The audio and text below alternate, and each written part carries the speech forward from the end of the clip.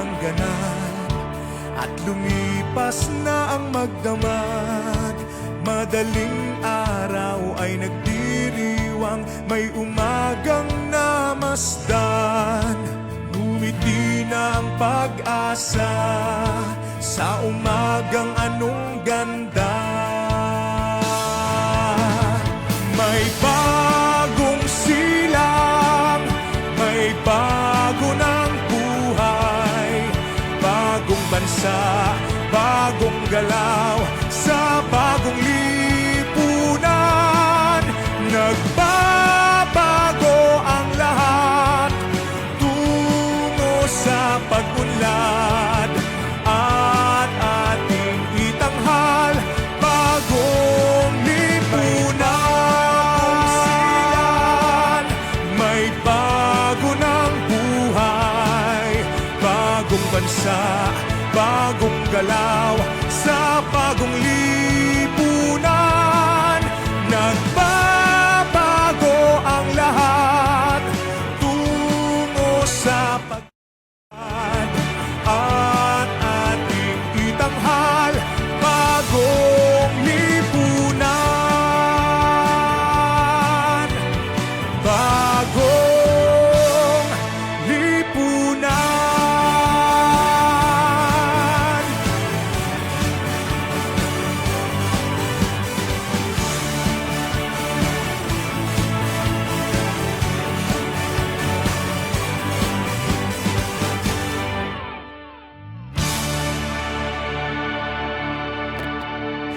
May bagong silang, may bago ng buhay, bagong bansa, bagong galaw, sa bagong lipunan. Nagbago ang lahat tungo sa pag-unlad at ating itanghal bagong lipunan. Maraming salamat po, Coco. Maraming salamat po, Coco and Joey. We are live here on Senator Imus R. Marcos's page. So don't forget to comment and share our live stream. So lahat po ng inyong mga katanungan ay sigurado po nating babasahin dito sa ating Facebook Live ni Senator Amy R. Marcos. Kasama po ang Vincentements dyan. Ayun lamang po, balik sa iyo, Coco and Joey.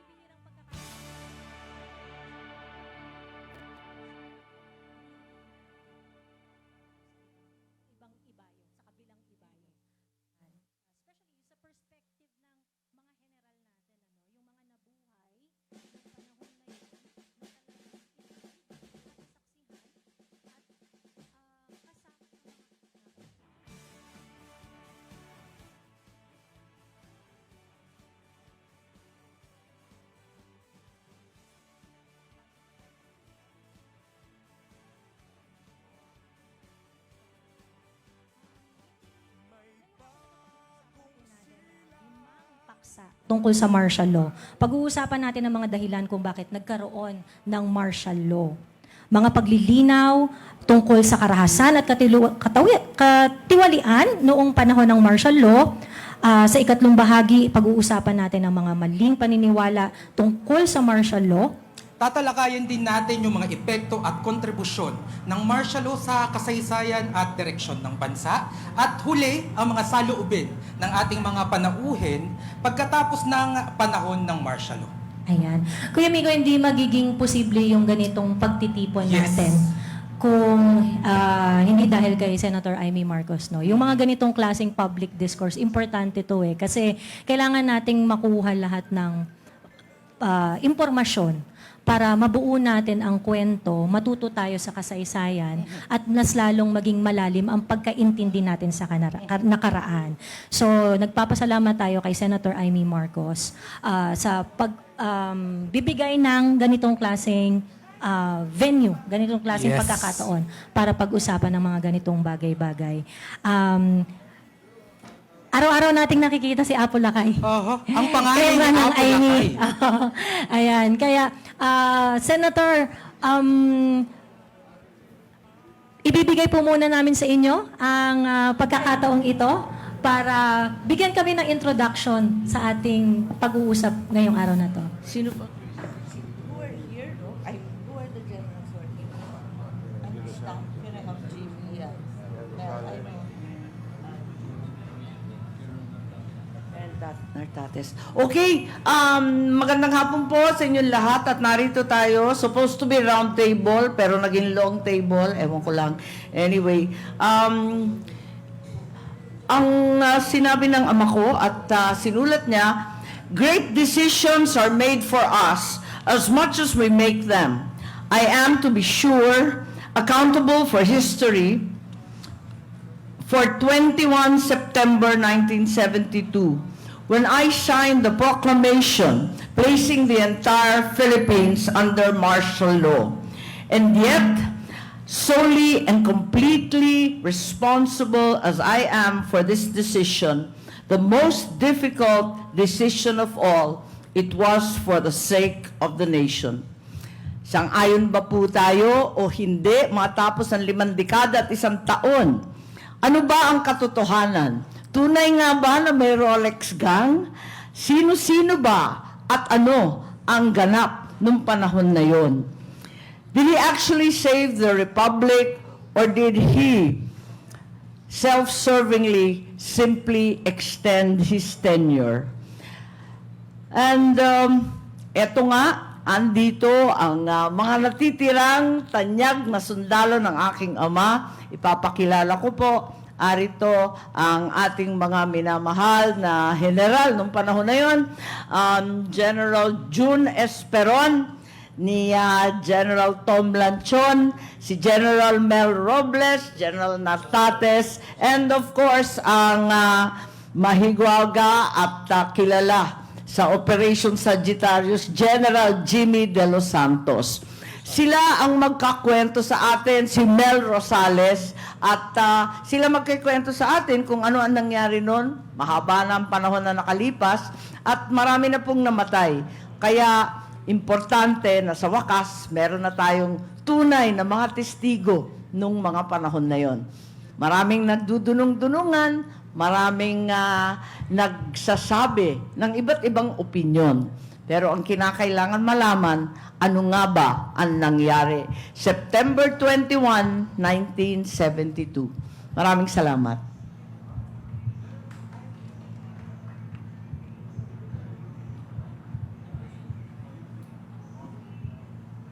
Maraming salamat, Senator Aimee. Ngayong hapon po na to, kasama po natin ang ating mga magigiting na general. At itong mga taong to ay hindi lang mga buhay na saksi, ngunit may mga ginampan ng papel sa panahon ng martial law. Kaya bago natin simulan ang talakayan at ang storytelling kung ano talaga ang mga naranasan nila noon, iisa-isahin natin yung mga pangyayari noon. Okay, ayan. So, ngayon, bibigyan lang po namin kayo ng rundown ng mga pangyayari noong 1972. Of course, bago nung 1972, no, meron tayong tinatawag na first quarter storm. At nung pagpasok ng taong 1972, January 11, President Marcos restores the writ of habeas corpus.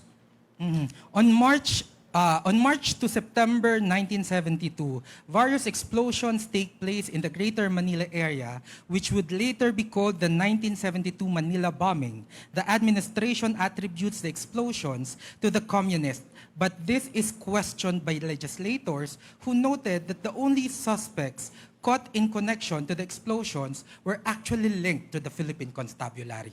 May 19, 1972, Constitutional Convention Delegate Eduardo Quintero who delivers a privileged speech in which he exposes bribery at the Constitutional Convention.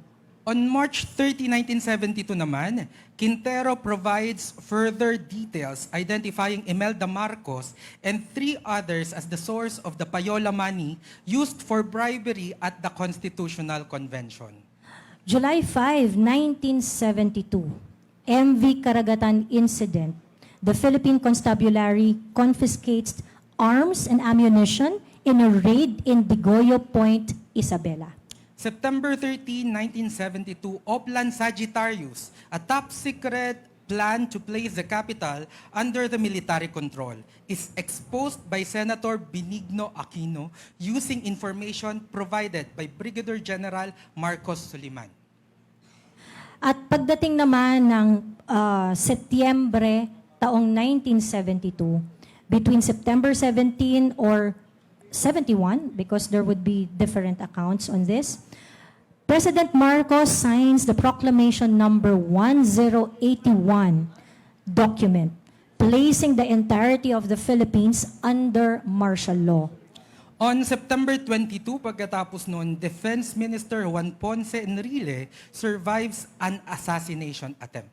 On the same day, President Marcos announces that he had placed the entire country under martial law with the earlier ambush as pretext. Also, Marcos issues letter of instruction number 1, which orders the closure of media establishments and war agencies.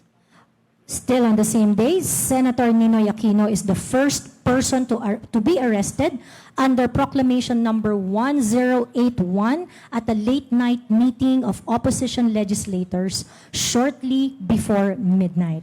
The next day, September 23, in the early morning hours following Aquino Jr.'s arrest, a media practitioner including Senators Francisco Soc Rodrigo, Jose Diokno, and Ramon Mitra Jr.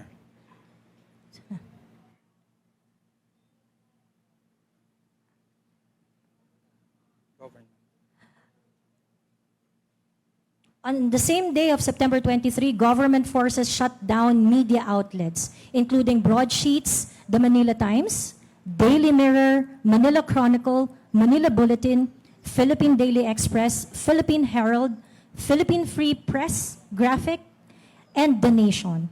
Media outlets owned by Marcos crony Roberto Benedicto are exempted. Newspaper Daily Express and television and radio stations of Canlaon Broadcasting Systems. Also on the same day, Press Secretary Francisco Tatad announces the implementation of martial law in the late afternoon. Ferdinand Marcos goes on air at 7 p.m. to formalize the announcement. Demonstrations are banned and curfew is imposed. October 21, the Moro National Liberation Front, a splinter group from the Muslim independence movement led by Nur Miswari, is officially formed. Upon its formation on October 21 to 23, the MNLF launches an attack on Marawi, Lanao del Sur. The group targets the Philippine Constabulary Headquarters, a government radio station, and the campus of the Mindanao State.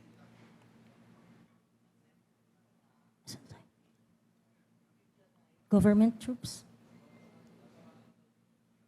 Government troops eventually retake the city.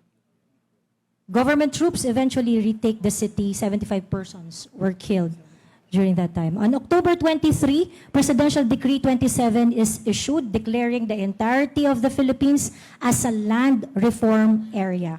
November 2, Presidential Decree 36 is issued, canceling the franchises and permits of all mass media facilities, allegedly trying to topple the government and creating the Mass Media Council, which determines the granting of certificates of authority to newspapers, radio, and TV. It would later be restructured as the Media Advisory Council. Primitivo Mejares serves as chair of the council as well as the National Press Club. On November 29, the Constitutional Convention passes the new Constitution of the Philippines, which is supposed to be ratified via a plebiscite. December 7, Carlito Di Mahilig attacks Imelda Marcos with a bolo in a failed assassination attempt during an event for her national beautification and cleanliness campaign. Congressman Jose D. Aspiras and Beautification Campaign Administrator Linda Amor Robles also suffer lacerations. December 31 of 1972, Marcos issues Presidential Decree 86, the revised Barrio Charter, which cancels the polls for the ratification of the new constitution and replaces them with citizens' assemblies, which would be held in the next month, January of 1973. Ayan. Ayan lamang yung ilang mga tagpo noong taong 1972. Pero maraming mga bagay-bagay na mas, yung mga importanteng bagay na maaaring hindi nating mabanggit na mas malalim kung ang magkukwento sa atin. Marami lang mali sabi ni Sen Aimee. Ayan. Mas okay kung mas maririnig natin sa sa mga ating mga panauhin, lalong-lalo na sa ating mga general na kasama natin ngayong hapon. At ngayon, sisimulan na natin ang pinaka-program talaga natin, ang 5 tanong sa isang tagpo. So, i-discuss natin ang bawat topics at bibigyan natin ng sapat na oras ang ilan sa ating mga panauhin para sabihin kung ano ang kanilang kuro-kuro, kung may itatama ba sila na maling impormasyon at kung ano ang masasabi nila sa paksa. Mas maganda, Kuya Miko, kung sisimulan natin kay General Esperon. Yes. Ayan. Ayan. So, Magandang hapon, Senator Miss Aimee, at ang ating mga kasamang generals, General Lantion, General Rosales, General De Los Santos, General Nartates, at Colonel Tex Balmaceda, at ang mga iba pang nandito. Ako'y nagpapasalamat at naimbita tayo dito. Marami pa dyan ang general, si General De Leon, saka General Valenzuela. And General Reneo Espino, dating superintendent ng PMA at ngayon ay undersecretary sa Department of Defense, si Boy Espino. Ang si Joy at saka si Coco ay nagsabi ng maraming nangyari before 71 at saka 72. Ang iba doon na hindi ko nga alam o hindi ko na matandaan. Pero ang siguradong matatandaan ko ay yung nangyari sa akin mismo. Dahil noong 1965, yung taon na na-elect ang Ferdinand Edralin Marcos na presidente, bago nangyari yon yung election, ay nasa Philippine Science High School na ako as a first-year student. Noong 1965, nadatnan namin yung eskwelahan namin doon sa Philippine Government Employees Association, doon sa housing sa Quezon City, National Housing Authority.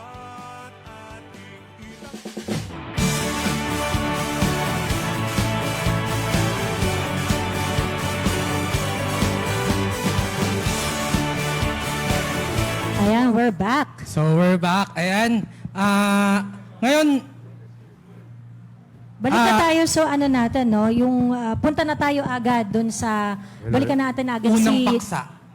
Si General Esperon sa unang paksa natin kung bakit ano ang mga dahilan kung bakit idineklara ang martial law.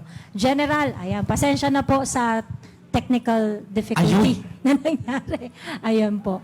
Maraming salamat po sa paghihintay. Muli ay huling pagbati kay Senadora Aimee at itong mga generals na nasa harapan natin ngayon at nasa audience. Maraming historical events ang sinabi ni Coco at ni Joy. At karamihan dyan ay hindi ko na matandaan o hindi ko alam. Ang alam ko lang, yung talagang nangyari kaya sa akin, kaya yun ang sasabihin ko. Noong 1965, bagong first year student ako sa Philippine Science High School. 1965. Yun din yung taon na nanalo sa eleksyon ang isang tanyag na senador noong November 9, 1965, na siyang magiging presidente sa 1970. Ano ang mga naranasan ko habang nandun ako sa Philippine Science? Dahil ang aming school site ay payak lamang na parang very simple na structures ng Philippine Government Employees Association doon sa National Housing Authority, ang mga estudyante ay laging pumupunta sa Congress o sa mga leaders hanggang sa umabot kay President Marcos at nabigyan niya kami ng lote doon sa tinatawag ngayon na agham na ibigay niya noong 1968. Ganon pa man, maski na ibigay sa amin yung aming hinihiling, ay marami ng mga pangyayari na nakikita namin sa palibot namin, lalo na at kami ay malapit sa University of the Philippines. Isa na dito, yung pag-recruit sa amin ng malayang pagkakaisa ng kabataan Pilipino, ng old Partido Komunista ng Pilipinas. Yung mga teacher namin, dinadala na kami sa mga bukid upang magkaroon ng immersion. Yung mabanggit ko dito, yung aming mga teachers ay may apelyedong Nimenso. So, na-radicalize kami ng konti. Noong 1970, ay nandun na kami sa first quarter storm. January to March of 1970 is the first quarter storm. Nandun ako sa pangalawang pinakamalaking rally. Ang number 1 na una, January 17, ay doon sa Kongreso, na kung saan pinagbabato ang ating Pangulo doon. Ang pangalawa, yung Battle of Mindiola. Doon na kami kasama. Nasa harap ako ng Malacanang nung araw ng mga panahon na yon. Pagkatapos ng mga rally na yon, April 1st, 1970, dahil ako ay mahirap lang, kailangan ko ng scholarship, pumasok na ako sa Philippine Military Academy. Habang nasa PMA ako, ay nasaksihan ko yung renade yung aming armory sa PMA. Ang nag-raid si Lieutenant Victor Corpus. Itinakbo yung mga armas ng PMA kung saan-saan. Later on, Vic Corpus would appear in the Cagayan Valley. Bukod dyan, noong 1971, mayroon ding nangyari na tinatawag nating Diliman Commune. February na naman ng 1971, na kung natatandaan ninyo, nagbarikada doon ang mga estudyante, pati na sa University Belt, pati na sa Los Baños. At mayroong isang namatay na estudyante, naputukan ng profesor, si Pastor Messina Jr., kaklase ko sa high school. Kaya isipin nyo na lang na talagang umalab din yung damdamin namin dahil namatayan kami ng kaklase. Nang 1970 pa lang, doon sa Diliman Commune. Kaya ang nangyari doon ay marami nang na-recruit. Lalo na at nasa UP na sila, 1971. At ang mga naka-recruit sa kanila ay yung Kabataang Makabayan, yung Samahang Demokrati ng Kabataan, yun mga nag-recruit sa kanila. Yun ang aking nakita noong kabataan ko rin. Nung nasa PMA ako, nag-proctor ako doon sa Isabela. At doon ko nalaman na si Vic Corpus ay lumalaban na doon dahil yung first regular battalion ng NPA ay nandun na sa Isabela. In fact, renade pa nila yung headquarters ng Northeastern Command sa Etiaga, Isabela. Kaya naramdaman ko, malakas na talaga. Anong gagawin natin sa ganyang sitwasyon? Siguro sa susunod na talakayan ay sasabihin natin kung malaman natin yung mga iba pang rason. Yung aking sinabi ay yung personal experience ko lang. Lalong-lalo na, at alam ko, na doon sa Diliman Commune ay meron na akong 5 kaklase, including my best friend, na namundok na. Mga estudyante, nakuha na. So anong gagawin mo? Yan ang tanong ngayon. Anong mangyayari? Itutuloy natin pagkakuha ng paliwanag naman ng mga kasama natin.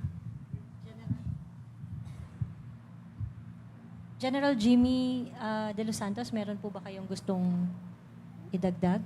Si General Esperon ay aking underclass, ano? So, na-witness niya ngayon.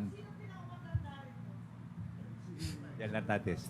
Anyway, ang masasabi ko ay kumbaga yung hindsight, ano? After my experience bilang isang militar, kung yung mga pangyayari noong 1971 na na-declare na martial law, yung ba i-justified? Kasi pag sinabi martial law, you're talking about yung lakas eh. Yung nabanggit ni General Esperon, at that time, malakas na yung ating komunista. Hindi lang komunista, kundi malakas yung ating secessionist sa Mindanao. At the same time, lumalakas yung ating mga elitista na sumusuporta dito. So under the circumstances, anong dapat gawin ng liderato? Ang gusto mo sabihin is, kung ang liderato at that time, yung mahina-hina ang loob, baka bumagsak na tayo. Meaning to say, at that particular point in time, a strong leadership was very necessary. At iyon ay nagawa ng dating Presidente Marcos. Sabi nga, kung isa nando doon, nalalatoy-latoy, wala na. Siguro pinulat na tayo sa kangkungan. So ang masasabi ko is that, after martial law, lumakas ng lumakas dahil sinuporta ng mga elitista. Yung bang tinatawag na mga burgis. And even later on, yun ang nagbuhay para yung ating yung martial law ay hindi maging masyadong popular. Yun lang masasabi ko for the meantime. So, General, kasi nabanggit nyo na meron tayong issue. Kasi usually, pag sinabing martial law, ang naiisip lang natin, ang problema natin, nilalabanan yung NPA. Nasabi nyo, meron palang sitwasyon sa Mindanao na hindi nakakasama. Ano po ba yung sitwasyon natin noon sa Mindanao? Sino po pwedeng sumagot? Yung Mindanao ngayon, Mindanao hindi lang noon eh. Actually, if you look at history, matagal lang problema yan, no? Pero lumakas ng lumakas nung before 1971 na gusto rin nilang magsisit para magkaroon ng sariling gobyerno. And you know, yung mentalidad ng mga tao sa Mindanao, yung may baril, yun ang mga kinikilala. And because of that threat, yung majority ng members ng armed forces pinadala doon para sugpuin yung threat. So we have the CPP-NPA, yung mga komunista, we have the secessionist movement, at saka merong siyempre yung mga politiko na gustong sumausaw at gustong maging popular. So they either supported the CPP-NPA or they supported the secessionists. So ang nakikita lang kasi dito, yung komunista, pero yung mas malaki, yung ating secessionist eh. Can you imagine? Mas palakas ng palakas, at saka sila, yung mentalidad nila, kailangan merong armas. And for a leader to be able to thwart a force, it must also be fought by force. Di ba? Yung iron fist. Yun ang ating presidente dati. Sabi ko nga sino bang makita mo na presidente at that time na naging presidente para masugpo niya, ma-neutralize immediately? If not, wala nang nangyari sa ating bansa. General Nartates, meron po kayong gustong idagdag? Yes, unang-una, I would like to thank the good senator for having us here to contribute whatever we can contribute to give some information regarding during our time what really happened. As mentioned kanina yata, I think I was mentioned na ako pinakamatanda rito. Yes, that is given, considering that I belong to the PMA class of 1965. We graduated at the time when the President Senior was elected to the presidency in, I think, November 1965. And we were part, then later on, when after graduating from the PMA, joined the Philippine Army, later on joined the Philippine Constabulary in 1966. That was the first year of the presidency of President Ferdinand E. Marcos Sr. And at that time, ang normal sa unang-unang mga panahon na yon ay maganda ang sitwasyon. Halos walang problema ang pulis. Ang lumalabas lang ng yung mga smuggling, mga ganon. But later on, especially after the election of 1967, medyo umiinit na sitwasyon. Nagkakaroon na ng mga kontra whatever good that is being done in the government. Maraming parati nag-oppose. And even in the, by the way, yung nabanggit yata kanina about Jabida, I have a classmate who died there. Then First Lieutenant Eduardo Nepomuceno. Kasama siya doon sa nag-training and namatay na baril. And in fact, nagkaroon ng investigation later on, na court-martial yung mga ibang officers na na-involved doon, but they were acquitted. Kasi pinapalabas noon na there was massacre ang nangyari doon. Pero actually, wala naman lumalabas except yung sinasabing, I forgot the name of that Muslim who swam there from Corregidor to Cavite. Arola. Na kinupkop ng isang politiko doon sa Cavite at the time. Siguro kilala naman ninyo. Congressman Montano.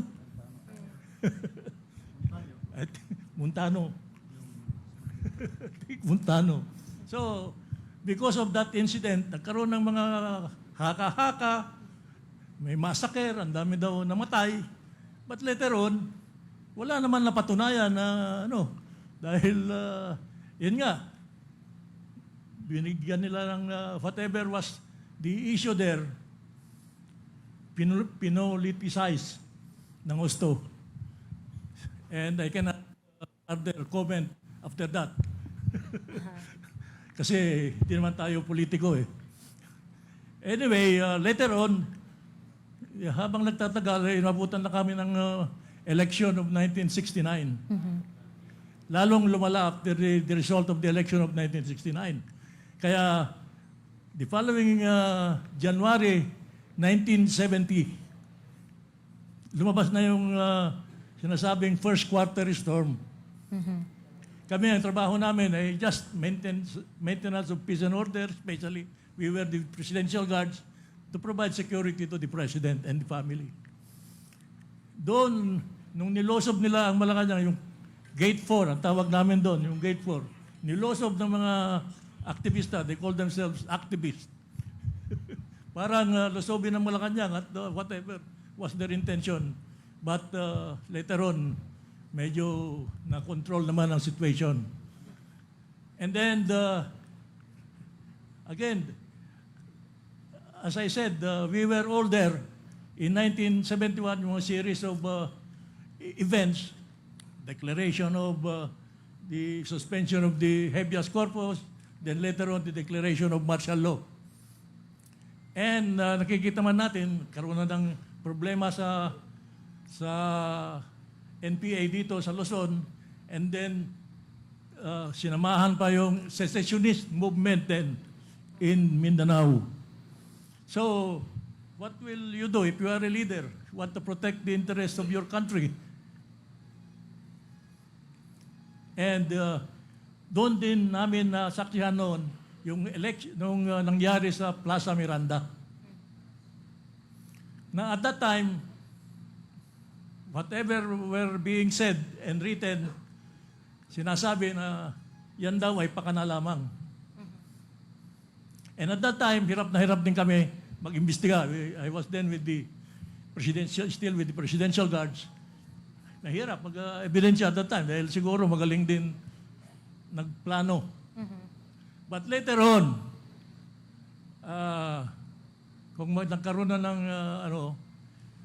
lumabas na ang katotohanan kung sino talaga ang gumawa. And that is publicly known already. In fact, kaya lamang, dahil nasa CIS na rin ako at that time, and we were the one tasked to conduct some investigations, nag-surrender na yata yung mga those who were involved at that time. In 1987 or 88, yan na yan. Nung nag-imbestiga kami, we were able to identify the perpetrators and their masterminds. Unfortunately, when we filed the case, inabutan na yung 20-year period, anong tawag noon? Nag-prescribe na. So, walang nangyari. But it is all written kung sino-sino yung mga yan. Yan lang po. Jen, isang mabilis na tanong. Okay. Para sa'yo, sa lahat ng alam mo sa martial law at sa mga nangyari, mga dahilan, tama lang ba na nag-declare ng martial law? Yes, of course. It was really to protect the country. Okay po. So, susunod na tayo sa pangalawang paksa na pag-uusapan ngayon ay ang paglilinaw tungkol sa karahasan at katiwalian noong panahon ng martial law. Anong pakiramdam nyo po ngayon na sinasabi tungkol sa human rights violation noon lumalaban kayo? Ano pong masasabi nyo? General. Dalawa na kami nagsalita pero palagay ko hindi pa natin nababanggit yung mga dahilan eh. Nabanggit na ang Plaza Miranda bombing na which was blamed on President Marcos na siya daw ang may kagagawan nun. At that time, maraming naniwala. Kasi yung mga estudyante tuloy, napakarami, ay pumasok sa mga front organizations o dumiretso sa NPA. Hindi natin alam noon na iba palang may kagagawan. Malalaman natin yan in the future. If you were the president, what would you do? Alam mong hindi ikaw. Pangalawa, bago tayo pumunta sa topic mo, lumabas na yung July of 1972 na MB Karagatan. Nasa academy na kami, kadete kami. Mas alam ng iba, halimbawa si General De Leon, alam niya yan, kung ano ang nangyari sa MB Karagatan dahil yun palang halos 3,000 na armas ay ilinalaan yun sa mga marirecruit na bago. Kaya ginawa ang Plaza Miranda para magkaroon ng maraming recruit. So pag ikaw, makikita mo yan with all the information that you have as the president, talagang gagawa ka ng karampatang hakbang. Di ba? Magulo na. Maraming first quarter storm. Mayroon ng Plaza Miranda bombing. Mayroon ng importation ng firearms. Anong gagawin mo? At saka yung Mindanao, nagsimula na magkagulo dahil si Miswari na profesor sa UP at saka si Joma Sison na profesor din sa UP ay nag-uusap. Kaya halos magkasabay yung problema. Dalawa, yung secessionist movement ng Moro National Liberation Front which started with the Mindanao Independence Movement noong 1968 pagkatapos ng Jabida na sinasabi. So, meron kang problema sa Mindanao, umaalis na bilang as an independent, tapos meron kang Communist Party, anong gagawin mo? Ayan, so, dahil hindi na ipaliwanag ang MB Karagatan, pwede ba nating tawagin si General De Leon? Yes, opo. Ako po yan. I flew all the way from Cebu para umabot lang po rito. Yes, ma'am. Anyway, thank you, June, for citing my name. Ako po yung Lieutenant Ricardo De Leon ng Scout Ranger. I was commanding mga 100 Rangers doon sa Digoyo Point. Kami yung naka-recover ng mga firearms. Class 14 po yung Scout Ranger. Ang nangyari po yun is that dapat nasa under a communist regime na tayo kung hindi natin na-recover yan. And I am very happy that celebrate natin yung the first victory, okay, sa division 50 or 50 years later. Okay. Ano po yung nangyari doon? Sinasabi na yung mga firearms na yan, 3,000 yan eh. Kung umabot sa mga armed group, nandun si mismo ang leader doon, si Vic Corpus. Okay? Kung iyon umabot lahat, under the communist regime na tayo. Ngayon, July yon. Ang martial law was September 21. September 21. Ang sinasabi, inismuggle daw yung mga baril through the late Congressman Ablan. It is not true. Hindi po totoo yun. But sabi nga natin is, okay, we were no longer allowed to talk. O sige, but ito yung katotohanan. So we recovered the firearms together with the Army. Sumunod po sila. Mayroon din tayong special forces under Arsenio Santos doon sa bundok. Si General Agripa, sila yung naka-spot nung MB Karagatan, doon sa Digoyo Point, pero kami yung nasa ground. We followed. At ngayon, nirecall lang ako, nung one of my guys, si Sergeant Omega, nakita yung presidential guards na patch niya. Kaya nasa picture, I provided all the pictures. Luckily, nakuha ko lahat yung mga old pictures na yon to prove na if yung martial law was necessary, kaya that is what we should be celebrating. Hindi, we are not under the communist part of the Philippines now. Otherwise, naging komunista na tayo if not for that recovery and the discovery of NB Karagatan at Digoyo Point. That was July. That was July.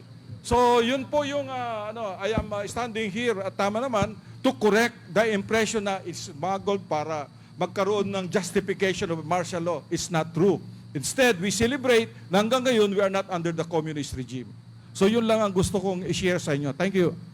Thank you, General De Leon.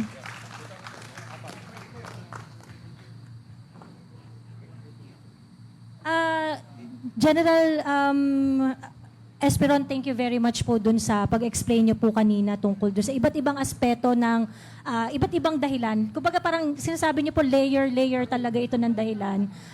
Mga rason kung bakit na-declare ang martial law. Yes, sir. Kung minsan, natutuon lang tayo sa New People's Army. Ngayon, naidagdag na natin ang Mindanao Independence Movement saka MNLF. Yes. Opo. Gusto ko lang idagdag na talagang nung mga panahon na yon, kung ating babalikan, mayroong communist-inspired move para makuha nila ngayong ibang bansa tulad ng Vietnam. Di ba? Yung Vietnam War. Supported ng komunista yon. At dito naman sa Pilipinas, 1930 pa, pumasok na ang Partido Komunista ng Pilipinas na ang loyalty ay Moscow. Yan ang mga Laba brothers. Ngunit sila ay natalo, at nandun pa rin si Jose Maria Sison. Tumiwalag siya noong 1968. At kanyang itinatag ang Communist Party of the Philippines, December 26, 1968. Noong namang 1969, March of 1969, ay binuo na nila ang NPA. So 69 pa lang yan. Kukunti pa lang yung NPA dahil yung mga taga-Tarlac pa lang. Pero maraming hukbalahap na nasa Central Luzon dahil ang kanilang hinaing, hindi sila nabigyan ng recognition ng United States or ng after the war. Samantalang lumaban hukbong bayan laban sa Hapon, di ba? At may problema pa sila. Yung mga hacienda doon sa Central Luzon, hindi sila nabibigyan ng lupain. Kaya pag yun ay nabigyan mo ng armas, ay talagang lalaki yan. By the way, ang New People's Army ay tinatag sa loob ng Hacienda Lisuita noong March 1969. Hindi ko nasasabihin kung sino nandun. Pero alam ko kung sinong administrator ng Hacienda Lisuita. So, sama-sama lahat yan. Sa National United Front, marami ng organisasyon na lumabas. So, hindi lang NPA at saka MNLF ang tinitingnan natin. Yung Kabataang Makabayan, 1964 yan. Yan ang youth organization ng PKP na itinatag ni na Jose Maria Sison at kasama dyan si Normie Suari at saka si Nilo Tayag. Lumaki pa yan noong idiniklara ang pagtatatag ng Communist Party noong 1968. Kaya ang kabataan, ang labor, ang teachers at iba-iba pang sektor ay mayroon na. At mayroon silang armadong NPA. Yun ang sitwasyon. So anong gagawin mo? Anong gagawin mo? Marami ng bombahan. So we left that to the wisdom of the President. Yes, General. Nais ko lang idagdag yung baka nakalimutan natin makasamahan dito. Yun, mga left side yun leftist. Sa akin naman, sa rightist. Kasi ang banta noon sa ating mahal na Pangulong Ferdinand Marcos Sr. ay papatayin siya through assassination. So, ano po ba mga plano nila? Maglalagay sila ng 2 barge barge dito sa Pasig River. Ididikit ko sa Malacanang, pasasabugin nila ang Malacanang. Yun ang plano nun. Eh, maliliit pa sila, Senator Amy nun eh, sa Malacanang nun. Opo.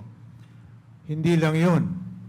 Nahuli namin yung Amerikanong gagawa ng babaril. At pumapasok na siya sa gate 4, no? Malapit sa media center. Kaya pag mag-gol pa ating mahal na Pangulo, nilagyan namin ng mga matataas na buko, yung buko para hindi makita yung kanyang ano. And that name is Robert Pincus. Yun, ay tao ng mga rightist group. Hindi ko nasasabihin kung sino yung mga yon. Dahil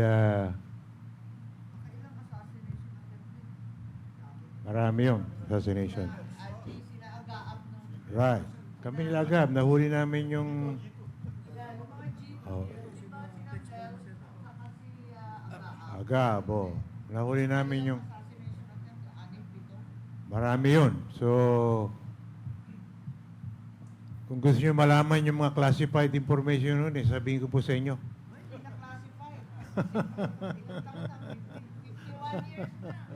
So, hindi lang, ang threat nun, hindi lang sa mula sa left, pati righties po. Yun po ang masasabi ko sa inyo. So sa panahon pong yun, no, yung pong mga kaguluhan is really coming from different direction. May assassination plot, may gulo sa Mindanao, may threat ng komunismo, at yung mga pinagsama-sama pong mga kaguluhang ito. And the general mood and environment during that time na meron ka ring mga kabataang agitated na talagang naghihintay na lang ng enabling enabling factor talagang sasabog. Sa of course, sinabi niyo nga po kanina, justified kasi ito yung mga pangyayari, ito yung mga gulo, ito yung mga ina-address natin. Ngayon po, as time go after 72, few years after that, marami pong mga problema pa at mga issues pa na dumating na kinaharap ng ating gobyerno at ng ating sandatahang lakas. Nung panahon po na iyon, after ng declaration ng martial law, ano po yung naging malaking problema ng bansa? Maaari niyo po bang ikwento sa amin yung gravity ng sitwasyon nung panahon na yon? Kasi balita po namin, meron pa pong batch sa PMA na sa sobrang tindi nung sitwasyon noon, ay kailangan nilang gumraduate ng mas maaga. Kasi kailangan na ng warm bodies para i-address para malaban agad. Oo, para ma-address yung agad. kaguluhan sa Mindanao. Apa? Class 74 ako. May dalawa akong kaklase, si Gerard Raduban sa PNP at saka si Undersecretary Valenzuela, Oscar. Tapos na ang pagdeklara. Tapos na ang pagdeklara. Ibig sabihin, talagang yung NPA ay meron na silang regular batalyon sa Cagayan. At papunta na sila ng Samar para gumawa pa ng isang regular batalyon. Papunta na sila doon. Doon naman sa Mindanao ay talagang dumating na yung tinatawag nilang Batch 90 na trinain nilang officers doon sa Malaysia ng MNLF. Dumating na yon, nag-graduate ng 1969 at naggulo na ang Mindanao. So ano ang nangyari after martial law? Alam mo, yung class 74, nag-night and day classes from July to October. Para mag-graduate kami ng November at ma-deploy na kami sa Mindanao. Kaya lang, nagkaroon ng administrative problems, kaya pinag-graduate kami ng January 5. Magulo na Mindanao kasi yung hulo nga, malapit ng atakihin noon. Laban-laban na talaga doon. Malakas na ang MNLF. So, lahat ng membro ng Class 74, PC ka man, o Navy ka man, yung Navy naging Marines, platoon leaders. Yung PC, platoon leaders lahat sa Mindanao. Yung Air Force, platoon leaders lahat ng dahong palay. Yung Army, siyempre platoon leader kami lahat. So, nandun kami. And after 1 year, ay malungkot nga eh. After 1 or 2 years, siyam na ang casualty namin. So, talagang masasabi nating may nangyayari sa Mindanao. At kung ma-assign ka man dito sa Visayas or Bicol or Luzon, may kaharap ka ding iba dito. Yun yung New People's Army. Communist Party of the Philippines. Nagulat ako, General, kasi minadali kayo. Ang iniisip ko para ilaban kayo sa NPA, pero mas malala ba yung sitwasyon noon sa Mindanao kaysa sa NPA? Kasi parang nagulat ako, Mindanao kayo nilaban. Ganun na nga. Platoon leader kami lahat. Doon kami lahat. No exception. Doon kami lahat sa Mindanao. At after 1.5 years, siyam na ang casualty namin. So, alam namin yon. Pero that was after the proclamation of martial law. Isipin mo na lang, kung hindi nag-declare ng martial law, baka natangay na yung buong Mindanao. Or most of the part of it ng ARMM ngayon plus Palawan. Pero mayroong isang punto dyan na gusto nilang kunin yung buong Mindanao.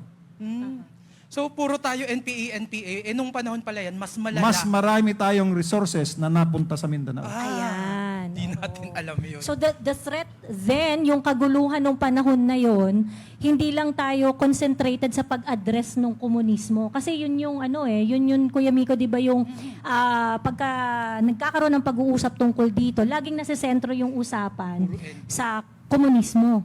Ayan. Pero mayroon ring napakalaking threat na ina-address ang ating sandatang lakas sa Mindanao, ang ating gobyerno sa Mindanao noong time na yon. Na doon pa mas pinofocus ang resources natin. With all this issues, with all this danger, anong masasabi nyo na ang sinasabi, nag-declare daw ng martial law para extend, hindi daw totoo na nag-declare ang martial law kasi endanger ang Pilipinas. Ngunit,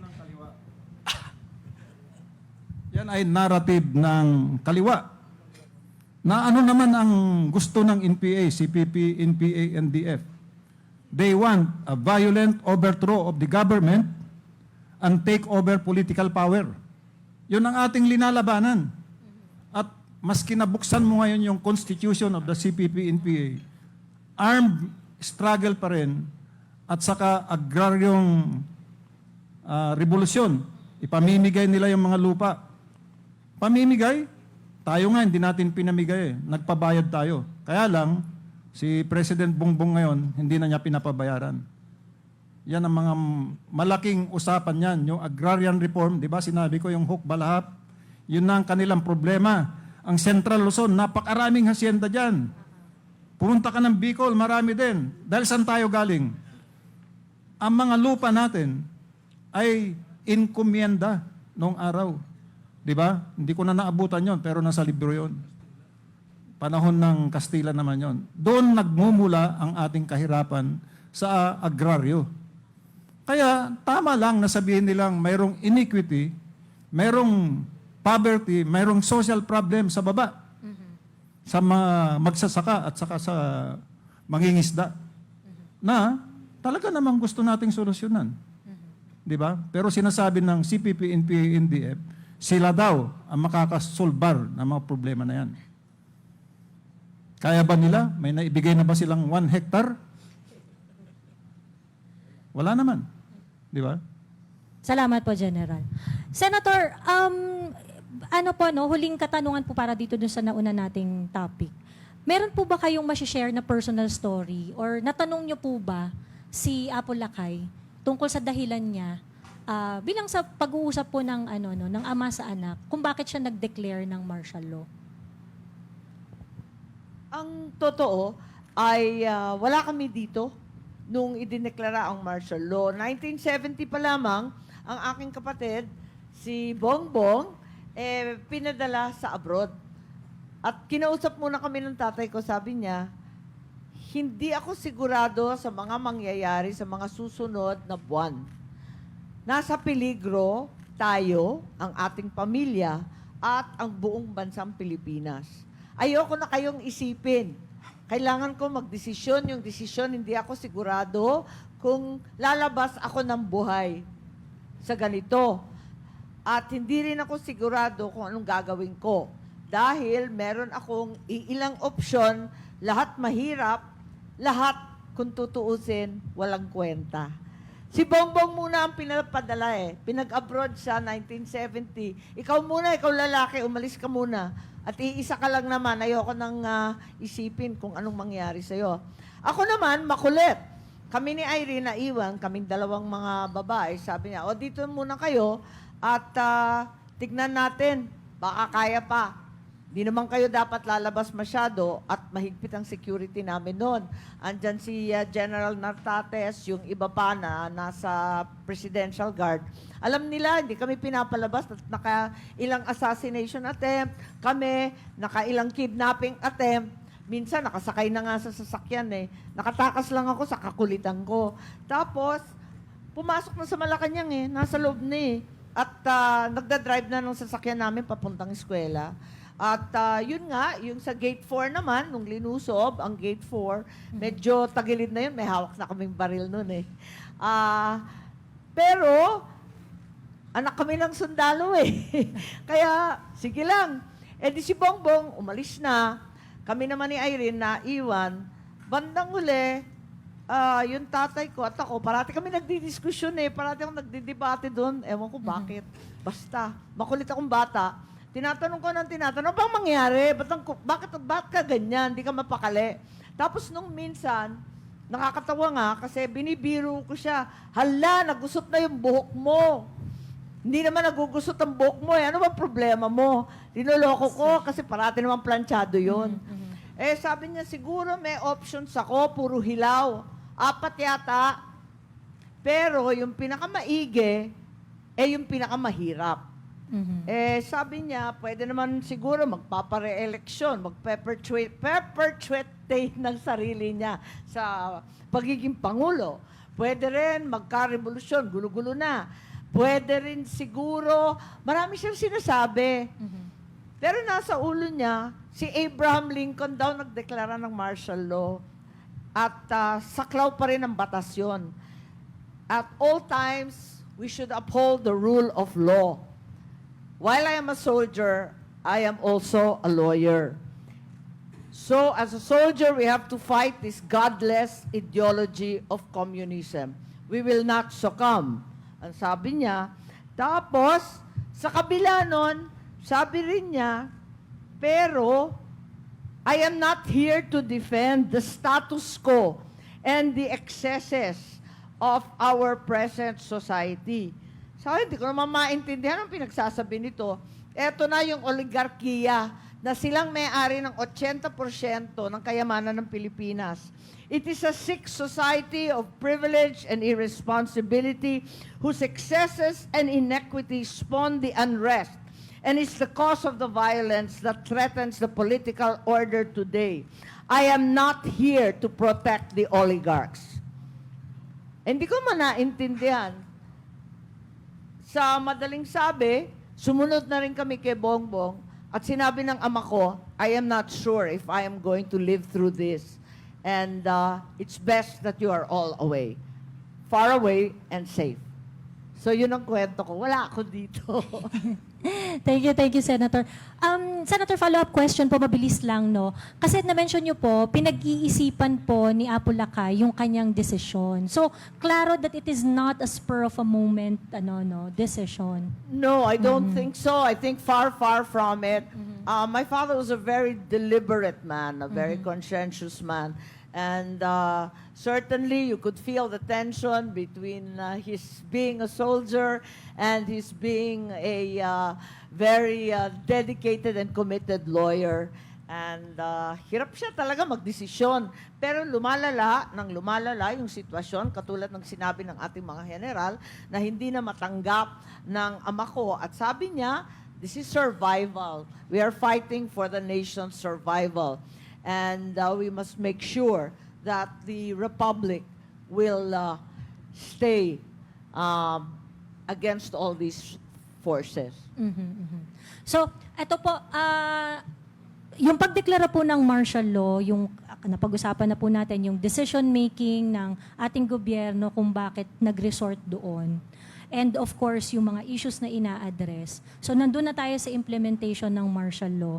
At dito nagkaroon ng maraming kontrobersya at maraming mga kwento na dinala hanggang sa ngayon ukol doon sa mga katiwalian at mga karahasan na nangyari daw po noong mga panahon na yon. Bilang mga general ngayon at mga individual na meron po talagang participation noong panahon na yon, ano pong masasabi niyo po dito? Start po tayo kay General Esperon po. Teka, bakit uunahin natin yung mga katiwalian at karahasan? Bakit hindi natin daanan muna ang mga nangyari after the declaration of martial law? Ito alam na ng mga seniors ko. Ako pinakabata pala dito, ano. Sunod kay Miss Amy. Mas bata sa amin. Anong isang ginawa? Lahat ng loose firearms, kinolekta. May mga boxes dyan sa pagsusurrenderin yan. Di ba, sir? Isa yon because at that time, the country was already dubbed as the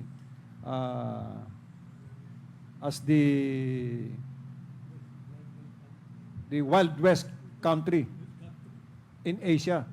Kanya-kanyang armas eh. Ako nga, high school ako, ngayon ko lang nga aminin. Nagkaroon ako ng pistola eh. Galing sa Kabugao, yung town ni Joma Season. Napakaraming loose firearms. Pero pag deklara ng martial law, natakot sila. Isinurrender yung firearms. So, isa yon. Number 2, bumalik tayo sa community service. Nagkaroon ng lahat ng government employees, kailangan bumalik sa barangay, magsilbi ng 15 days. Nagkaroon din ng youth development. Nagkataon na si Miss Amy ang kabataang barangay. Hindi yung kabataang makabayan or SDK.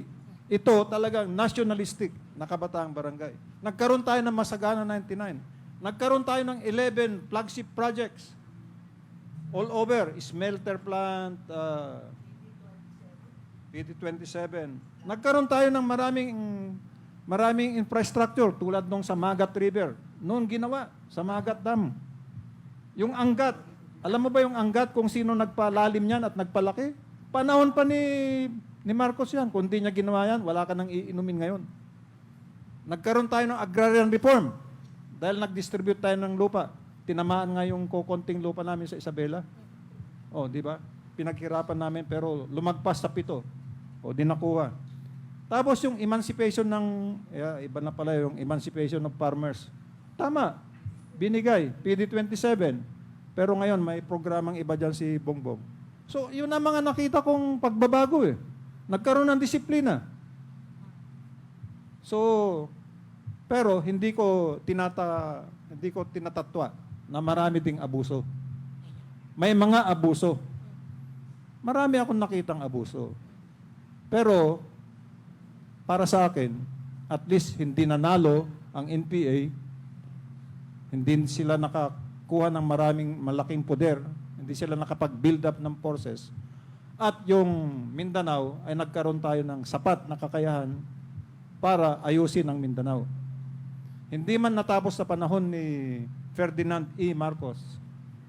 1996 na kasi yung peace agreement ng MNLF. 2014 naman sa MILF. So, at least ngayon, wala na. Ang NPA ngayon, mawawala na rin. Kung nagpabaya tayo, saan tayo pupulutin? Sinasabi niyo po, General, na nagkaroon ng abuso. Ang abuso po ba ay po, kasi yun yung narinig natin ng sobrang habang panahon, ng abuso ay galing lang sa gobyerno. Nalaman natin ngayon, hindi lang pala gobyerno hindi lang pala NPA ang kaaway. Kung abuso ang pinag-uusapan natin yung kayang massacre, zombies sa kanila mismo, mga membro nila sa NPA, pinaglilibing dyan sa Southern Tagalog. Yung dinimanda ko, yung doon sa Samar, kasama sila lahat doon. Meron din sa Mindanao, meron din sa Cagayan. Human rights abuse, marami din sila. Pero, meron din tayo. Pero yun ba ay pinag-uutos Is that the official line na mag-abuso tayo? Hindi. New AFP nga tayo eh. Pero may mga abuso pa rin. Pero nasaan yung mga nang abuso? Naparusahan din naman. Eh ngayon, yung mga nang abuso sa kabila eh, nabigyan pa sila ng ano? Di ba? Nag-claim pa sila ng benefits? Compensation? O pati si Joma Sison, magkano ang claim niyang benefit? More than 1 million pesos. Gusto pa nila maglagay ngayon ng museum o isang malaking struktura sa University of the Philippines. Ako, sundalo ako. Tama na sa akin yung lumaban ako, nabuhay ako, may ginagawa ako para sa bayan. Eh sila, anong gusto nila? Pataubin ang duly elected government. So, saan tayo? General, tama yung narinig ko, naparusahan yung mga nalaman ng gobyerno. Kasi sinasabi, hinayaan lang walang ginawa. Pero naparusahan yung mga nalaman na umabuso sa parte ng gobyerno. May mga na-dismiss. Alam ko yun. Maraming mga na-dismiss. Hindi nagpabaya. Kung minsan naman, sa enkwentro pa lang, nagka-enkwentro kayo. Halimbawa, napalaban yung aking 36 Infantry Battalion sa Basilan. Mamaya, mayroon ng suplong sa amin na massacre.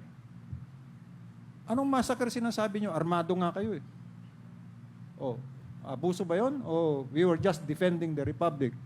We were just defending the community. We were just defending ourselves. Pero nagkakaso kami ng massacre. Hindi tuloy nakapag-schooling si Colonel Vicente Lucero. Para Taga-tago din. Para nangyari, General, nasa gera kayo, tapos pag mayroon kayong napatay o mayroon kayong nasaktan, irereklamo kayo.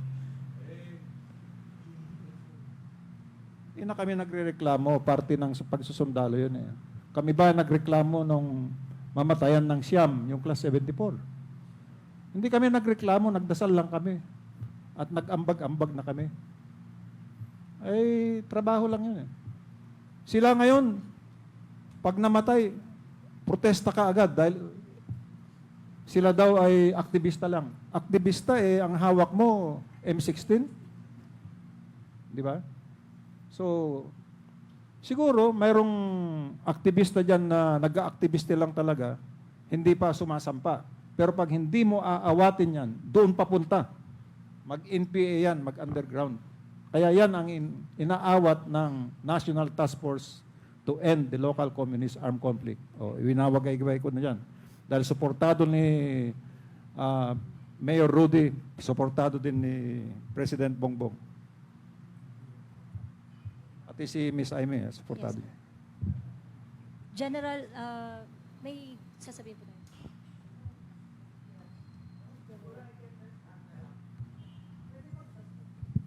Ayan. Baka meron pa po tayong gustong idagdag. Ayan.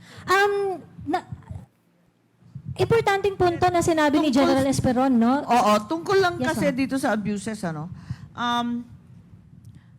My father was a deeply religious person. At parating niyang sinasabi, for all this, I shall answer to my God. Parating niyang sinasabi, for all this, I shall answer to my God. Sinasabi niya sa akin. Kasi makulit nga ako, ang assignment ko, yung kabataang barangay. Tatapatan namin yung SDK, tatapatan namin yung kabataang makabayan, tatapatan namin yung mga LFS at yung iba't iba pang mga aktivista na may dala namang baril noong panahon ngayon, noon. Hanggang umabot sa panahon na si Canilo Tayag sumama na sa amin at naging lecturer namin si Ka Luis Taruk. Dahil nga nagkaisa na kami na talagang ayaw namin itong lumang lipunan kung saan nanghahari ang malalakas at mayayamang oligarkiya. So, andun na ako sa panahon na kabataang barangay na po ako. Tapos, ang nangyari, parati ko nababalitaan sa ilalim kasi naririnig ko sa mga estudyante na may abuso, may dinampot, may desaparecido daw. Parati ko sinasabi sa tatay ko at sabi niya, may loko talaga sa hanay ng pulis, ng sundalo, ng opisyal. Paparusahan natin yan kung talagang totoo. Pero kailanman, hindi ko inutos yan. Kasi pananagutan ko yan sa Diyos. Parating sinasabi yun. He never intended for abuses to happen. And that it was never a matter of policy, kundi, eto nga, nangyayari pa hanggang ngayon. May sinasabing skalawag, may sinasabing bulok, talaga namang anay sa ating kasundaluhan, sa ating kapulisan.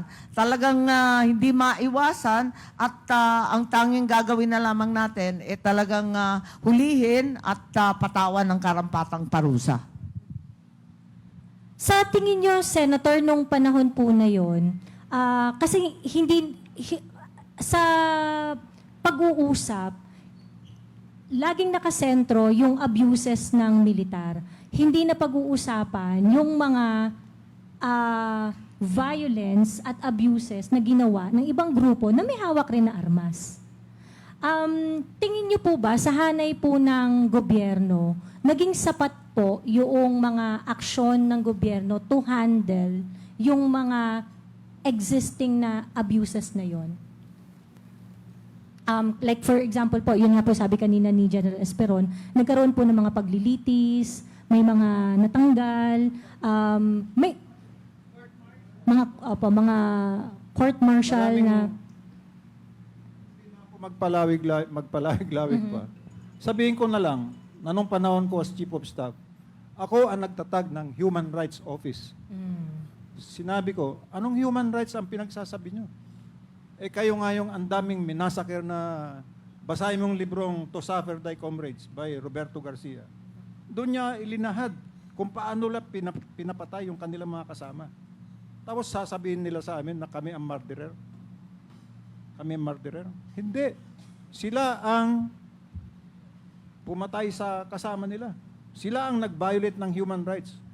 Ikaw ba naman, isang taong ayaw pumayag na sumama sa'yo, anong ginagawa nila? Pinapatay nila. Hindi ba human rights yun?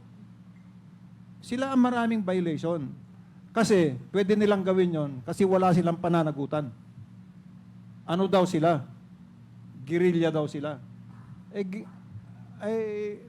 Tama bang maging excuse yun? Magsunog ka ng equipment? Patayin mo yung gwardiya ng equipment? Tama bang rason yun? Dahil may pinaglalaban ka? Anong pinaglalaban mo? Pabagsakin ng gobyerno. Sa totoo lang, ibagsak si Marcos. Akala namin si Marcos lang. Mamaya pagdating ni Cory, ibagsak si Cory. Ganon din eh. Pag alis ni Cory, si Erap naman. Hanggang ngayon. Hindi, si ano pala, FBR. Ibagsak si FBR. Lahat. Lahat kasi, ang ending na gusto nila, sila ang nasa poder. Yan ang tatandaan natin. Yan ang tatandaan natin. Walang malinis na gobyerno sa kanila, walang magaling na gobyerno, sila lang ang magaling. Yun ang alam nila, yan ang kanilang narrative. Pero, may naggawa na ba sila sa land reform? May naggawa ba silang mga kalsada? Mayroon ba silang nagawang PICC? Mayroon ba silang nagawang heart center? Wala. Mga hanggang yabang lang yan. Pangarap. Pangako. Hindi nila kaya yan. May tanong po tayo, no? Galing po dun sa mga nanonood po sa atin. Maaari pong sagutin ng kahit sino po, including, of course, si Senator Amy, no po, ang mga generals po natin at yung point of view po ni Senator Amy. Kasi ang sabi niya, yung iba pong bansa na naging communist, ano pong masasabi ninyo sa mga communist country na ngayon ay naging mas maunlad sa atin? Kasi di ba po, ang sinasabi natin, ang isa sa mga tagumpay ng martial law is hindi tayo naging komunistang bansa.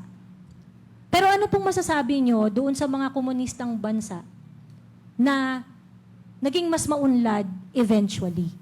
Kung titingnan mo, China, Vietnam, Russia, lahat mas angat sa atin. Oo.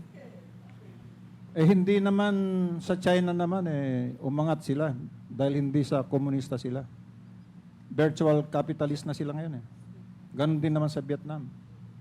Ang pagkakaiba lang, centralized yung leadership nila. Democratic centralism.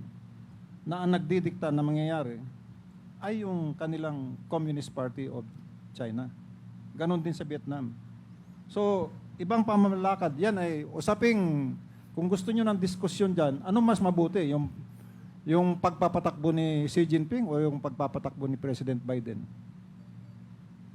Doon tayo magkakaroon ng mga kanya-kanyang kuro-kuro. Kasi matagal nang labanan yan ng democracy versus communism. So, China, sumapat ba nananalo ang People's Liberation Army? Hindi. Kailangan pumunta sila sa capitalism. Sapat ba na manalo ang North Vietnam? Hindi. Kailangan maging capitalist din sila. So, maraming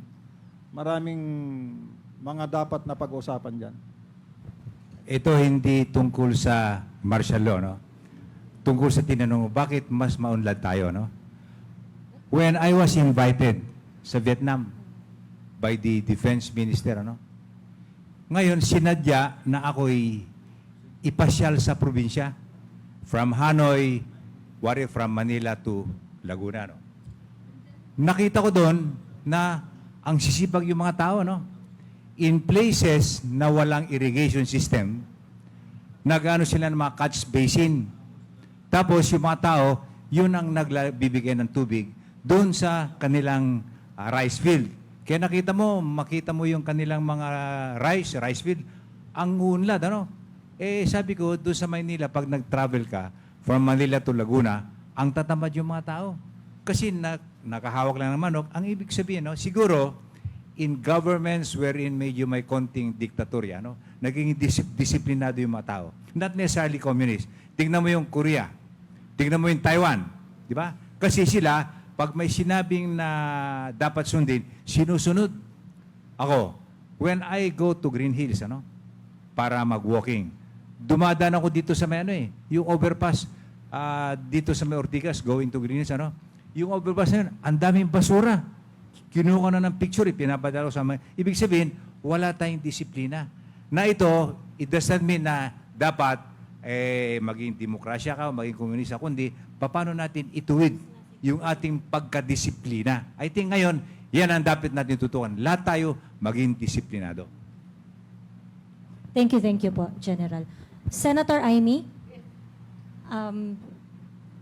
meron po ba kayong masasabi tungkol po dun sa Maaalala katanungan po ninyo na yun? na pagkatapos there was an official end to martial law noong 1981, ang transference natin dun sa constitutional authoritarianism. Ang ibig sabihin, hindi pa sapat talaga ang leksyon natin at parang yung disiplina. Sabi nga ng ama ko, discipline is our salvation. And as a nation, the key to our future greatness. Siguro yun ang leksyon ng komunismo at yung ibang kapitbahay natin na maunlad na komunista man, republika man, ang issue yung disiplina ng tao, no? Kasi parang lahi tayo ng pasaway eh. Hindi ko maintindihan kung bakit. Mababait ang Pilipino, madiskarte, malikhain, pero sa kabila nito, nako, talaga naman, mahirap pa na sumunod sa mga batayan ng batas. Thank you, Senator. Last question po para ngayong gabi, at sana po masagot po ng lahat ng ating panauhin. Simula po tayo sa pinakadulo. Kung meron po kayong isang misconception tungkol sa martial law at sa implementation nito na gusto nyo pong linawin, ano po yun? Para po sa kabataang nakikinig ngayon at para po dun sa ating, sa susunod na generation ng mga Pilipino na pagbabalikan nila ang istorya ng martial law, ano po yung bagay na gusto nyong matandaan nila na klaro? Yes po, General. If there's one item that I would like to have our people work on, it was mentioned by General De Los Santos. We should have more discipline, which was at the onset of martial law. There was much discipline, there was much order. So if the Filipino nation will just stick together and be disciplined, we may come out better as a nation. Thank you. As far as I am concerned, let us just give an example of what is happening in Clark and in Subic. Doon sa Clark o sa Subic, kung papasok ka doon, very strict ang mga traffic enforcers. At sumusunod, yung mga kahit Pilipino or foreigner, sumusunod. Pero that same Filipino, pag lumabas na doon, hindi na sumusunod sa traffic. Kanya-kanya na. In other words, nasa simple disciplinary action. And so para sa dapat sigurado rin na ma-enforce yan by way of ensuring that whoever violates the law get punished and get arrested and be punished. Yun lang po. General Speron, any misconception po about martial law and its implementation na gusto nyo pong maklaro, itama, at maalala ng mga Pilipino ngayon at sa kinabukasan tungkol po sa storya ng martial law? May mga misconceptions na ang martial law natin ay kumitil sa freedom. Kumitil sa freedom. Tulad ng mga nagsarang mga dyaryo o telebisyon o kaya yung basta-basta ka na lang magsalita. Hindi kaya nangyari yon dahil kailangang ang isapuso natin at ilagay natin sa isip na ang ating individual freedoms ay meron ding hangganan. Ang dapat yung ikabubuti ng komunidad o ng Pilipino, yun ang mangibabaw, hindi yung personal.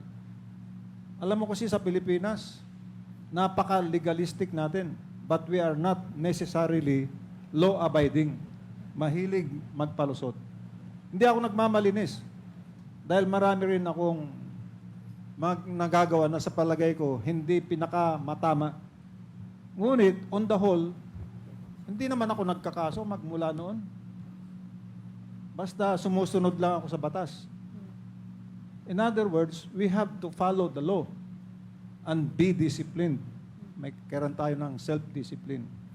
At ang huli sa lahat, or dapat mangibabaw, ay ang pagmamahal sa bayang Pilipinas. Hindi yung kanya-kanya. Palagay ko, kailangan natin ng unity. Wala na tayong ginawa kundi awayin yung current administration. Yun pala, gusto lang natin pumalit. O di magantay muna kayo. Total ang election sa 2025 pa naman. At saka 2028. Huwag yung isang taon pa lang, ang dami ng kasalanan. May kasalanan siguro, pero mayroon bang perfecto na administration? Pagbigyan natin. Alam natin na yung leader naman natin ay may pagmamahal sa bayan. Yung pagmamahal natin sa bayan ay idagdag natin sa pagmamahal na yun. At palagay ko, pag ginawa natin yon, malayo at maganda ang ating mararating. Salamat. Thank you very much, General Speron. Sir? Sa aking pananaw naman, dahil mahigit kumulang na 5 taon akong close-in security na ating mga Pangulong Ferdinand Marcos Sr. Ano po. Napakabait po siya at malumanay. Wala po kong narinig kung magagalit po siya. Ang narinig na sa kanya, sasabi pa nagagalit, lintik naman. Hanggang dun lang, di ba? At tawagin niya si Congressman Di Mapuro.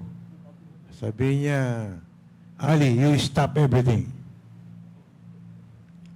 Ang sagot naman ni Ali, Mr. President, you close Congress. I have no job. Sabi niya, give me job. Sabi niya, hindi po nagagalit ang mahal na Pangulo. Ngunit sa akin natataan sa kanya, sa aming pagkasama, himigit kumulang 5 taon, yung New Society, yung bagong lipunan. So yun, tinulungan po yun ang ating mahal na First Lady.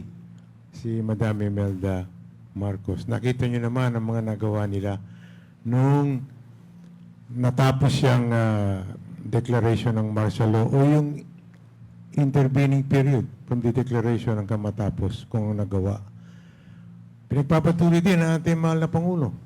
Yung ating bagong lipunan, ngayon naman, bagong Pilipinas. So, yun po, ang aking masasabi po dyan, ang inaagad po natin ay yung pagkakaisa ng ating mamamayan at ipagdasal natin ang ating bansang Pilipinas at ang ating mga kababayang Pilipino. General De Leon, misconception po about martial law na gusto nyo pong maklaro para po sa ating mga kababayan. Ang sasabihin ko lang yung sa aspekto ng kabataan dahil sa nagkaroon din ako ng pagkakataon to work with Senator Amy Marcos. Nagkaroon po tayo ng September 21 camp dyan po sa Laguna. Tinitrain po natin yung mga youth under yung tinatawag natin na Filipino ideology. Ang misconception dyan is that ito ba for Marcos? No, it is the love of country that we were trying to develop. Kung kaya't yung mga iba na nag-train dyan, nakita na nila yung kahirapan. It was about volunteerism. Na ako'y naniniwala na ganun din dapat ang gagawin natin. Na it was meant sa papuntang new society. Ito ngayon, may bagong Pilipinas. Ano ba yung babaguhin? It is a mindset. Babaguhin natin yan. Galing na ako sa academe. Naging presidente tayo Mindanao State University. Sino nagpatayo ng universidad? You know, the president wanted na magkaroon tayo ng edukasyon including the IPs. Sabi nga doon magsama-sama ang ating mga kapatid na Muslim, Kristiyano at saka IPs. Ngayon sa mga executives, natatandaan niyo po yung Development Academy of the Philippines. Dapat ganun din yun. Para isa lang ang ating pinag-uusapan. Napakahalaga po yun na dapat nating balikan. Ngayon, nagkaroon din tayo, lahat ng mga ASEAN, yung IRI, yung Rice Institute. At saka nagkaroon tayo ng Asian Institute of Management. Ano pong nangyari after many years? In other words, nagkaroon na magandang vision, in-implement yung mga ganitong dapat gagawin para mabago man lang ang pananaw ng mga bagong líderes. At bakit pa tayo hanggang ngayon may problema? Lack of implementation. Babalik din tayo po sa disiplina. Ang disiplina para sa aking pananaw na aking tinutulak para lang mabalikan natin ang disiplina, bisikleta ang kailangan. But discipline is about orderliness. Tinuturo po natin yan. It's about obedience. Okay? Noon, siyempre mga kabataan, may curfew. Tandaan nyo yung curfew. But hindi ba tayo natutuwa na ang anak natin nakauwi na ng bahay at doon magsama-sama ang isang pamilya? Ngayon, siyempre may problema tayo. Okay? Pag sinabing mo uwi ka, oh ma, oh dad, it's already too early. Anong too early? Kailangan mag-aral. Ngayon, the other one na tinutulak natin po is about humility at saka respect. But, kailangan ng reward and punishment. So, dapat yung magulang, kasama natin pag sa ganyang reward and punishment. So, babalik pa rin tayo, yung volunteerism sa kabataan, it's about education na kailangan natin paayusin ulit, at bibigyan natin ng focus, at yung the responsibility of parents. Hindi lang sabi natin kasalanan ng ganito, pati si kapitan, whatever, ito ay obligasyon natin at saka responsibilidad natin. Thank you, sir. General, misconception po about martial law and its implementation na gusto nyo pong maklaro para sa ating mga kababayan. Marami pong mga misconception at misunderstanding dito sa pagdeklara ng martial law dahil sa marami rin pong disinformation na ipinapataw dito sa article na ito. Gusto ko lang pong ipaliwanag that the martial law is a constitutional provision that is mandated. Ang Pangulo po ng Pilipinas ay nanunumpa sa saligang batas bago maluklok na kanyang poprotektahan ang bansa. Ngayon, ang sinasabi ng martial law provision, pag merong rebellion, insurrection, lawlessness, or imminent danger thereof, he can declare this martial law. Hindi lang po dito sa Pilipinas yan. Miski sa Amerika, mga state governors can declare a martial law. Ngayon, kung kayo po ay nanumpa sa inyong tungkulin na poprotektahan ang bansa, kailangan po, bilang Pangulo, kailangan po ideklara mo ito. So, yung mga disinformation at saka misinformation, marami po yan. Hanggang ngayon, marami pa rin po yan. Kanya gusto sana natin yung mga bata na huwag kayong maniwala sa lahat ng mga alamin nyo kung may katotohanan po yung pinapalabas na impormasyon. So, ngayon at ginugunita natin ang 51st anniversary, kailangan po siguro mapaliwanag ito sa mga kabataan. Salamat po. And Sen Aimee, may iba po akong tanong sa inyo. Anong nararamdaman nyo? Kasi itong lahat ng misconception na to, ito yung talagang naging problema natin sa haba ng panahon. Anong nararamdaman nyo po na ngayon nagiging bukas na ang mga tao na alamin ulit kung ano ang totoong nangyari noong martial law at na lumalabas na ang iba't ibang impormasyon na hindi natin alam noon? Wala akong pakay kundi ipalabas ang katotohanan. At nagpapasalamat ako sa ating mga sundalo, sa ating magigiting na general na sumapi dito at yung mga confidential noon, nung 50 years ago at higit, lumalabas na rin sa wakas. Sana magsitapang tayo at magsalita para malaman natin ang kabuuan ng kwento. Hindi rin ako narito para ipagtanggol ang aking ama. Tulad nga ng paulit-ulit niyang sinasabi, ang kasaysayan na lamang ang maghahatol sa akin. Tama naman, nakikita naman natin, may kabutihan naman nangyari, yung agrikultura, umusbong, mababa ang presyo. Nakita natin ang infrastruktura na talaga naman kinabit-kabit ang ating arkipelago. At kahit papano, andyan pa rin ang mga kalsada, ang mga gusali, ang rural electrification, ang kabuhayan, andyan pa rin ang paniniwala natin na malikhain ng Pilipino at sining ang kanyang tunay na kaluluwa. Andyan lahat yan. Pero nung nagkakasakit na yung ama ko, madalas kaming nag-aaway kasi lagi ko sinasabi, magbitiw ka na at magpagaling. Lalo ka lang nagkakasakit. Lalo ka lang humihina. Hindi ka makaalis dito. Punta na tayo sa maayos na ospital at makipagkita sa doktor para tutukan yung sakit mo. Ang lagi niyang sinasabi, gustong-gusto ko na magbitiw.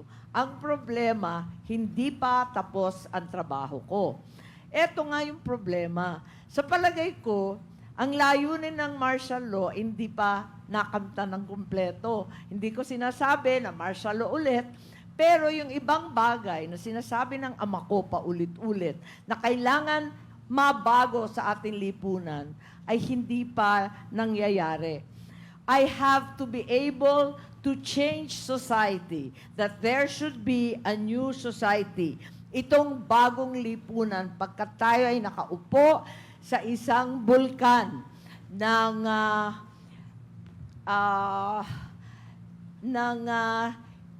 hindi pagpantay ng makapangyarihan at maralita.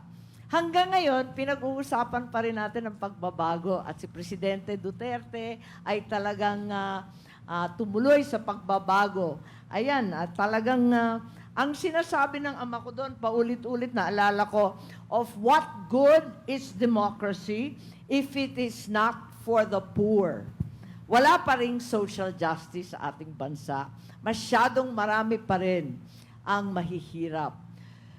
There are too many poor and too little justice. Yan ang ating panaginip. Kanina, napag-usapan din ang disiplina.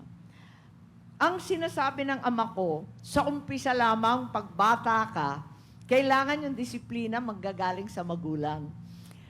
Pag lumaki ka na, yung disiplina manggagaling na sa loob. Sa iyo na yon. Wala nang mag-uutos sa iyo. Wala nang pulis, wala nang sundalo, wala nang pangulo na magsasabi mali yung ginagawa mo. Kasi alam mo na yun eh. Nasa sarili mo na. Paulit-ulit niyang binabasa si Mabini, yung sinasabing internal revolution. At naaalala ko, nagsulat siya ng buong libro noong 1978, one of the later books, kung saan sinabi niya, ang himagsikan manggagaling sa sentro. Magbabago tayo mula sa kaloob-looban. At sa palagay ko, hanggang ngayon, hindi pa siguro natin natututunan ng todo-todo lahat ng mga leksyon na yan. Kulang pa. Ayun. So, nako, tayo kasi mga Pilipino kung pwedeng lulusot-lulusot. Kaya ang disiplina, laging gagawa ng tama kahit walang nakatingin. nakakakita. Oh, yan ang integridad. Ayun. Gusto man natin pahabain ng pahabain pa kasi ang dami pa nating gustong malaman. Pero limitado talaga ang ating panahon. At sana'y every year, Mukhang magiging tradisyon na ito. Kasi Senator, yung mga ganitong klaseng ang dami naming natututunan eh. Hindi namin alam yung kwento ng kabilang kanina ibayo bago eh. kayo mag-umpisa, tinatanong ko, may Rolex gang ba? Parang, Yan. parang wala eh. Yan. Parang, Ilocano nun? Magbibigay kaya ng Rolex yun? Anong pakiwari ninyo? Nakatanggap pa kayo ng Rolex? Yan. Hindi, ito, Rotex ito, hindi Rolex. wala pong nangyaring ganun dahil nakita ko po yun nung nasa company commander ako sa Charlie Company, sa Presidential Guards, at doon siya nagpupulong sa pangarap. Wala namang ganun ng binibigay po sa kanila. Sabi ko nga kay Presidente Bongbong kagaya ka rin ng tatay mo, kuripot. Tama. Simple lang yung tatay ko, sundalo lang yun. Basta gusto niyang relo, yung lapat, para daw hindi mabigat pag nagsusulat at nagkakamay siya.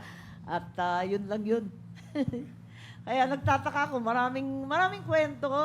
May Omega din eh. Di ba may Omega din? Gang? Lima daw yung Omega Gang. Ilan yung Rolex? Sandusena o 10? Ewan ko ba? Saan ba galing yung mga relo-relo niyan? Unang-una, hindi siya mahilig sa relo. Wala siyang pake, basta magaan at pinong-pino. Ayaw niya yung nakaumbok kasi sulat ng sulat yun eh. At yun. Ayan, maraming salamat at pasasalamatan natin yung mga panauhin natin na nagbigay sa atin ng Mga generals na nagbigay linaw at impormasyon para sa usapin ngayong gabi na to. Unahin na natin si General Jimmy De Los Santos. Maraming salamat po. General Tom Lantion. Maraming salamat. General Enrique Bulan. Maraming salamat po. General Everlino Nartates. General Hermogenes Esperon, sir. Thank you very much po. Na-maximize ka talaga, General, ngayon. Lahat talaga may sagot ka. General Melchor Rosales. General Irineo Espino. General Moises Millena. General Raul Caiton. General Ricardo De Leon. Ayan. Nandito rin po si General Oca Valenzuela. Ay, prinomote ko na si Colonel Si- Moises Millena pala. Papunta na tayo dyan. Oo. And General Nick Rodovan is also here. Colonel Arthur Balmaceda, General Rolly Sacramento, thank you rin po. General Anselmo Avenido, General Rodolfo Tor, Mr. Danny Lasing, Mr. Randy Maluyo, Colonel Randy Maluyo, General Errol Pan, and General Jose Nartates. Yes, maraming salamat din po sa mga kasama nating vloggers na nandito at sa miyembro ng media. Ayan, na naka-experience ng technical difficulty. Yes. Ay. Maraming salamat. At yan muli ang ating paggunita sa martial law. 5-in-1 ngayong 51. Yes, na. 5 dekada at 1 taon. 5 tanong sa 1 tagpo. 5-in-1 sa 51, the 51st anniversary of Martial Law Declaration. The game with the generals. Magandang gabi po sa inyong lahat.